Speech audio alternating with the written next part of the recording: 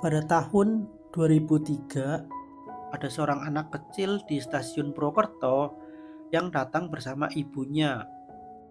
Anak itu bernama Agi dan itu pertama kalinya dia datang ke stasiun.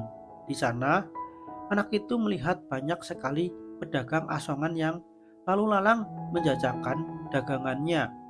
Para penumpang pun banyak yang harus duduk di lantai sambil menunggu kereta datang. Hal itu karena kereta bisa telat sampai 2 jam, sehingga calon penumpang menumpuk di stasiun. Saat itu, mata anak itu tertuju pada pria remaja yang sedang berjualan ketupat dan tahu Sumedang, dan ibunya pun membelikannya. Sambil bertanya-tanya, ternyata dia adalah mahasiswa. Ya, seorang pedagang asongan itu ternyata adalah mahasiswa. Anak itu yang bernama Agi heran karena dalam waktu dekat dagangannya sudah hampir habis. Tapi setelah memakannya, anak itu sadar di dalam ketupat itu berisi daging ayam dan rasanya memanglah enak, enak banget. Kalau aku tidak lupa, rasanya sama seperti nasi cokot yang pernah viral itu. Bedanya itu dimasukkan ke dalam ketupat yang terbuat dari daun kelapa dan rasanya lebih enak. Setelah lama menunggu akibat keterlambatan kereta yang lebih dari 1 jam, akhirnya kereta yang ditunggu itu pun datang. Di perjalanan, banyak pedagang asongan yang berjualan di dalam kereta, bersaing dengan menu resmi kereta api. Ada yang jual pecel, nasi bungkus, telur asin, minuman, dan masih banyak yang lainnya. Saat berhenti sebentar di stasiun berikutnya, datanglah seorang perempuan bernama Ani yang baru saja lulus SMA. Dengan termos panas, kopi saset, dan pop mie, dagangannya pun laris manis berkat kecantikannya. Banyak laki-laki yang membeli kopi darinya. Namun, di persimpangan gerbong kereta api yang sudah 3 kali Ani lewati, Ani melihat pedagang koran yang dari tadi duduk di sana tanpa menjajakan koran yang ia bawa. Ani pun bertanya, "Mas, jualan kopi kok diem aja, gak keliling gerbong? Nanti gak laku-laku loh mas." Pria itu bernama Ardan. Dia pun menjawab, "Oh, enggak mbak, saya enggak jualan. Ini cuma koran bekas, biar bisa naik kereta api gratis." Mereka pun tersenyum kecil mengetahui fakta yang terjadi. Ani pun pamit untuk lanjut berjualan.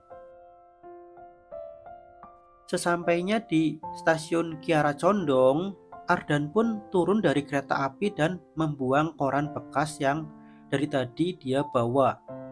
Di stasiun itu pula, masuklah dua pengamen kecil bernama Siti dan Joni. Mereka masuk dari gerbang paling belakang. Setelah kereta melaju, mereka berdua pun mulai bernyanyi. Siti bermain ukulele dan Joni dengan membawa gelas aqua bekas tempat para pendengar menaruh koin. Awalnya mereka menyanyikan lagu anak kecil, namun saat sampai di persimpangan gerbong 4 menuju gerbong 3, mereka bertemu Pak Tony, pedagang nasi rames yang sedang bersantai. Di sana, Pak Tony memberi uang dan berkata, "Lagu anak-anak begitu mana laku? Yang dengar saja kebanyakan orang dewasa. Coba ganti lagunya jadi lagu Mbah Dukun." Dengan polosnya, Siti dan Joni percaya begitu saja dan mengubah lagunya yang mereka nyanyikan menjadi lagu dangdut Mbah Dukun.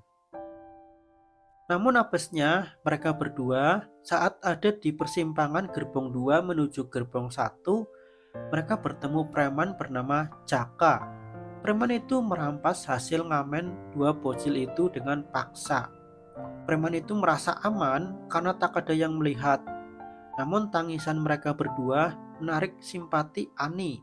Ani pun bertanya, "Kenapa kalian nangis?"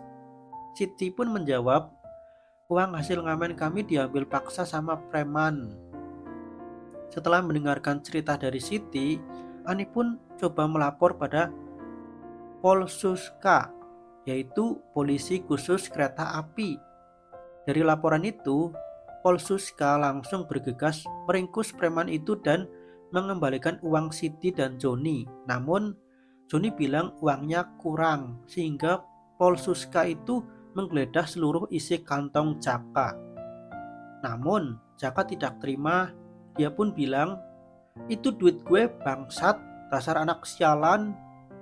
Namun saat Jaka mau ngamuk karena uangnya diambil, salah seorang penumpang menendangnya sampai terjatuh. Dalam keadaan diborgol, Jaka tak bisa berbuat apa-apa. Dia hanya pasrah, seluruh uangnya diambil paksa dan diserahkan pada dua anak pengamen yang berbohong itu. Sesampainya di stasiun berikutnya, preman itu pun dikeluarkan dari kereta. Siti dan Joni pun ikut keluar untuk menunggu kereta yang menuju ke arah stasiun Kiara Condong karena mereka sudah dapat uang banyak.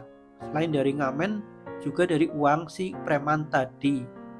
Dan sesampainya di stasiun Tanah Abang, Agi dan ibunya pun turun dari kereta. Keterlambatan pun hampir 2 jam dari jadwal yang seharusnya. Cerita pun selesai.